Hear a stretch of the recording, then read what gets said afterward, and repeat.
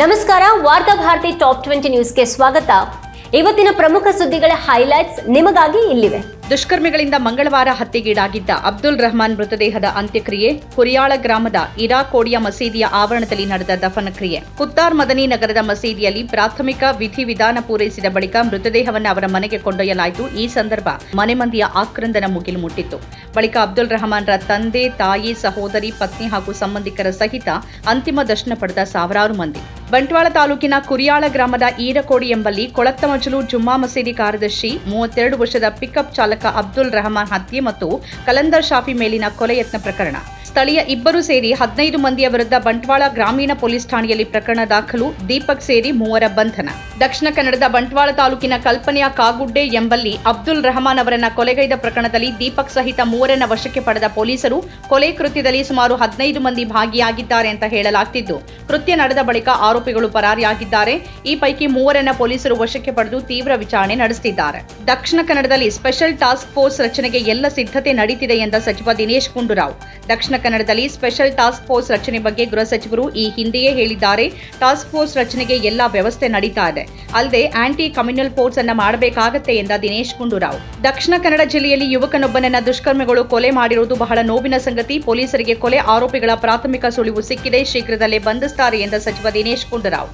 ದಕ್ಷಿಣ ಕನ್ನಡ ಜಿಲ್ಲೆಯಲ್ಲಿ ಕೆಲವು ಸಮಯದಿಂದ ಮುಸ್ಲಿಮರ ಮೇಲೆ ನಡೆಯುತ್ತಿರುವ ದೌರ್ಜನ್ಯ ಮತ್ತು ರಾಜ್ಯ ಗೃಹ ಇಲಾಖೆಯ ವೈಫಲ್ಯವನ್ನು ಖಂಡಿಸಿ ದಕ್ಷಿಣ ಕನ್ನಡ ಜಿಲ್ಲಾ ಕಾಂಗ್ರೆಸ್ ಅಲ್ಪಸಂಖ್ಯಾತರ ಘಟಕದಿಂದ ಸಾಮೂಹಿಕ ರಾಜೀನಾಮೆಗೆ ನಿರ್ಧಾರ. ದಕ್ಷಿಣ ಕನ್ನಡ ಜಿಲ್ಲೆಯಲ್ಲಿ ಕೆಲವು ಸಮಯದಿಂದ ಮುಸ್ಲಿಮರ ಮೇಲೆ ನಡೆಯುತ್ತಿರುವ ದೌರ್ಜನ್ಯ ಮತ್ತು ರಾಜ್ಯ ಗೃಹ ಇಲಾಖೆಯ ವೈಫಲ್ಯವನ್ನು ಖಂಡಿಸಿ ಮುಂದಿನ ನಿರ್ಧಾರದ ಬಗ್ಗೆ ಚರ್ಚಿಸಲು ಮೇ 29ರಂದು ಸಭೆ ಕರೆದ ದಕ್ಷಿಣ ಕನ್ನಡದ ಜಿಲ್ಲಾ ಕಾಂಗ್ರೆಸ್ ಅಲ್ಪಸಂಖ್ಯಾತರ ಘಟಕ. ದಕ್ಷಿಣ ಕನ್ನಡ ಜಿಲ್ಲೆಯಲ್ಲಿ ಕೆಲವು ದಿನದಿಂದ ನಡೀತಾ ಇದ್ದ ಅಹಿತಕರ ಘಟನೆ, ಮತೀಯ ಕೊಲೆಯ ಬಗ್ಗೆ ರಾಜ್ಯ ಸರ್ಕಾರದ ಗಮನ ಸೆಳೆದರೂ ಪ್ರಯೋಜನವಾಗದ ಹಿನ್ನೆಲೆಯಲ್ಲಿ ಕಾಂಗ್ರೆಸ್ ಪಕ್ಷಕ್ಕೆ ಸಾಮೂಹಿಕ ರಾಜೀನಾಮೆ ನೀಡುವ ಪ್ರಕ್ರಿಯೆ ಆರಂಭ. ದಕ್ಷಿಣ ಕನ್ನಡ ಜಿಲ್ಲಾ ಕಾಂಗ್ರೆಸ್ ಉಪಾಧ್ಯಕ್ಷ ಪಕ್ಷಕ್ಕೆ ರಾಜೀನಾಮೆ ಸಲ್ಲಿಸುತ್ತಿರುವುದಾಗಿ ಹೇಳಿಕೆಯಲ್ಲಿ ತಿಳಿಸಿದ ಮಾಜಿ ಮೇಯರ್ ಅಶ್ರಫ್. ಕಲಬುರಗಿ ಜಿಲ್ಲಾಧಿಕಾರಿ ಮತ್ತು ಜಿಲ್ಲಾ ಮ್ಯಾಜಿಸ್ಟ್ರೇಟ್ ಫೌಜಿಯಾ ತರನ್ನುಮ್ ವಿರುದ್ಧದ ಸಾರ್ವಜನಿಕ ಸಮಾರಂಭದಲ್ಲಿ ವಿಧಾನ ಪರಿಷತ್ ಸದಸ್ಯ ಎನ್ ರವಿಕುಮಾರ್ ಅವಹೇಳನಕಾರಿ ಹೇಳಿಕೆ. ಎನ್ ರವಿಕುಮಾರ್ ನೀಡಿದ ಸ್ವೀಕಾರಾರ್ಹವಲ್ಲದ ಹೇಳಿಕೆಗಳನ್ನು ಖಂಡಿಸುವುದಾಗಿ ತಿಳಿಸಿದ ಕೆಎಎಸ್ ಅಧಿಕಾರಿಗಳ ಸಂಘ. ಕನ್ನಡ ಭಾಷೆಗೆ ದೀರ್ಘಕಾಲದ ಇತಿಹಾಸವಿದೆ. ಪಾಪ ಕಮಲಾಸನ್ ಅವರಿಗೆ ಕನ್ನಡ ಇತಿಹಾಸದ ಬಗ್ಗೆ ಗೊತ್ತಿಲ್ಲ ಅಂತ ತಮಿಳು ಭಾಷೆಯಿಂದ ಕನ್ನಡ ಹುಟ್ಟಿದೆ ಎಂಬ ನಟ ಕಮಲಾಸನ್ ಹೇಳಿಕೆ ವಿಚಾರದ ಬಗ್ಗೆ ಪ್ರತಿಕ್ರಿಯಿಸಿದ ಮುಖ್ಯಮಂತ್ರಿ ಸಿದ್ದರಾಮಯ್ಯ. ಅಶೋಕ ವಿಶ್ವವಿದ್ಯಾಲಯದ ಪ್ರಾಧ್ಯಾಪಕ ಅಲಿಖಾನ್ ಮೊಹಮ್ಮದಾಬಾದ್ ವಿರುದ್ಧದ ತನಿಖಾ ವ್ಯಾಪ್ತಿ ಅವರ ಫೇಸ್ಬುಕ್ ಪೋಸ್ಟ್ಗೆ ಸಂಬಂಧಿಸಿದಂತೆ ದಾಖಲಾಗಿರುವ ಎಫ್ಐಆರ್ ವ್ಯಾಪ್ತಿಯೊಳಗೆ ಇರಬೇಕೇ ಹೊರತು ಆ ವ್ಯಾಪ್ತಿಯನ್ನ ಇಷ್ಟ ಬಂದಂತೆ ವಿಸ್ತರಿಸಬಾರದು ಅಂತ ಪ್ರಕರಣದ ತನಿಖೆ ನಡೆಸಿರುವ ವಿಶೇಷ ತನಿಖಾ ತಂಡಕ್ಕೆ ಎಚ್ಚರಿಕೆ ನೀಡಿದ ಸುಪ್ರೀಂ ಕೋರ್ಟ್. ಅಭಿವ್ಯಕ್ತಿ ಸ್ವಾತಂತ್ರ್ಯಕ್ಕೆ ಯಾವುದೇ ತಕರಾರಿಲ್ಲ, ಆದರೆ ತಮ್ಮ ವಿರುದ್ಧ ದಾಖಲಾಗಿರುವ ಪ್ರಕರಣಗಳಿಗೆ ಸಂಬಂಧಪಟ್ಟಂತೆ ಸಾಮಾಜಿಕ ಮಾಧ್ಯಮಗಳಲ್ಲಿ ಯಾವುದೇ ಪೋಸ್ಟ್ಗಳನ್ನು ಹಂಚಿಕೊಳ್ಳುವಂತಿಲ್ಲ ಅಂತ ಅಶೋಕ ವಿಶ್ವವಿದ್ಯಾಲಯದ ಪ್ರಾಧ್ಯಾಪಕ ಅಲಿಖಾನ್ ಮೊಹಮ್ಮದಾಬಾದ್ ಅವರಿಗೆ ಸೂಚಿಸಿದ ಸುಪ್ರೀಂ ಕೋರ್ಟ್. ಅಣ್ಣಾ ವಿಶ್ವವಿದ್ಯಾಲಯದ ಲೈಂಗಿಕ ದೌರ್ಜನ್ಯ ಪ್ರಕರಣದ ಆರೋಪಿ ಜ್ಞಾನಶೇಖರನ್ ತಪ್ಪಿತಸ್ಥ ಅಂತ ತೀರ್ಪು ನೀಡಿದ ಚೆನ್ನೈ ನ್ಯಾಯಾಲಯ. ಸೆಷನ್ಸ್ ನ್ಯಾಯಾಧೀಶರಾದ ಎಂ ರಾಜಲಕ್ಷ್ಮಿ ಈ ಮಹತ್ವದ ತೀರ್ಪನ್ನು ನೀಡಿದ್ದು ಜೂನ್ 2ರಂದು ಶಿಕ್ಷೆಯನ್ನು ಪ್ರಕಟ ಮಾಡಲಿರುವ ನ್ಯಾಯಾಲಯ. ಸೈನಿಕರು, ರೈತರು, ವೃದ್ಧರು, ಶಿಕ್ಷಕರು ನಮ್ಮ ತಂದೆ ತಾಯಿಯಷ್ಟೇ ಸ್ಮರಣೀಯರು ಎಂದ ಮುಖ್ಯಮಂತ್ರಿ ಸಿದ್ದರಾಮಯ್ಯ.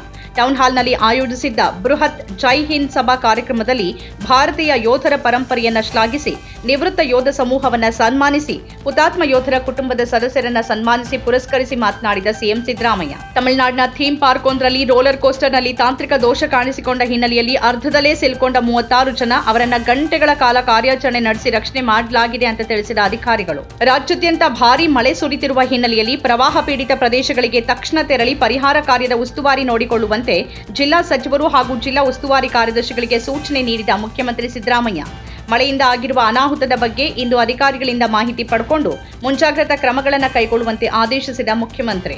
ಹಿಂದೂ ಮಹಾಸಾಗರದಲ್ಲಿ ಪತನಗೊಂಡ ಸ್ಪೇಸ್ ಎಕ್ಸ್ನ starship mega rocket. Elon Musk ನೇತೃತ್ವದ ಸ್ಪೇಸ್ ಎಕ್ಸ್ಗೆ ಮತ್ತೆ ಹಿನ್ನಡೆ.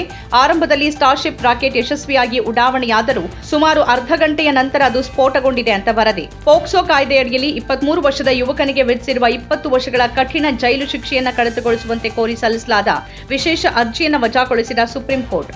ಇದು ಪೋಕ್ಸೋ ಕಾಯ್ದೆಯ ಸೆಕ್ಷನ್ 6ಕ್ಕೆ ಸಂಬಂಧಪಟ್ಟಂತೆ ಶಾಸನಬದ್ಧವಾಗಿ ಕನಿಷ್ಠ ಶಿಕ್ಷೆಯಾಗಿದೆ ಎಂದ ನ್ಯಾಯಮೂರ್ತಿ ಬಿವಿ ನಾಗರತ್ನ ಮತ್ತು ಸತೀಶ್ ಚಂದ್ರ ಶರ್ಮಾ ಅವರಿದ್ದ ಪೀಠ. ಗಲ್ಫ್ ರಾಷ್ಟ್ರಗಳಿಗೆ ತೆರಳಿದ್ದ ಸರ್ವಪಕ್ಷ ನಿಯೋಗದ ಭಾಗವಾಗಿರುವ ಮಾಜಿ ಕೇಂದ್ರ ಸಚಿವ ಗುಲಾಂ ನಬಿ ಆಜಾದ್ ಅವರು ಅನಾರೋಗ್ಯಕ್ಕೆ ಒಳಗಾಗಿದ್ದು ಅವರನ್ನು ಕುವೈತ್ನಲ್ಲಿ ಆಸ್ಪತ್ರೆಗೆ ದಾಖಲಿಸಲಾಗಿದೆ ಎಂದ ಬಿಜೆಪಿ ಸಂಸದ ಬೈಜಯಂತ್ ಜೆ ಪಾಂಡಾ. ಮಣಿಪುರದಲ್ಲಿ ಹೊಸ ಸರ್ಕಾರ ರಚನೆಗೆ 44 ಶಾಸಕರ ಬೆಂಬಲವಿದೆ ಅಂತ ರಾಜ್ಯಪಾಲ ಅಜಯ್ ಕುಮಾರ್ ಭಲ್ಲಾ ಅವರಿಗೆ ತಿಳಿಸಿದ ಬಿಜೆಪಿ ಶಾಸಕ ತೊಗ್ಚೋ ರಾಧೇಶ್ಯಾಮ್ ಸಿಂಗ್, ಪುರುಷ ಸಹೋದ್ಯೋಗಿಗಳು ತನ್ನನ್ನ ಮದ್ಯಪಾನ ಮಾಡುವಂತೆ ಮತ್ತು ಟೇಬಲ್ ಬಳಿ ನೃತ್ಯ ಮಾಡುವಂತೆ ಬಲಪಡಿಸಿದ್ದಾಗಿ ಸದನ ಸಮಿತಿಗೆ ದೂರು ನೀಡಿದ ಆಸ್ಟ್ರೇಲಿಯಾದ ಮುಸ್ಲಿಂ ಸಂಸದೆ. ತಾವು ಮದ್ಯಪಾನ ಮಾಡುವುದಿಲ್ಲವಾದರೂ ಹಿರಿಯ ಸಹೋದ್ಯೋಗಿಯೊಬ್ಬರು ಅಧಿಕೃತ ಸಮಾರಂಭವೊಂದರಲ್ಲಿ ಪಾನಮತ್ತರಾಗಿ ಹಲವು ಅಸಮಂಜಸ ಅಭಿಪ್ರಾಯಗಳನ್ನು ವ್ಯಕ್ತಪಡಿಸಿದ್ದಾಗಿ ಆಪಾದಿಸಿದ ಸೆನೆಟ್ ಸದಸ್ಯೆ ಫಾತಿಮಾ ಪೇಮನ್.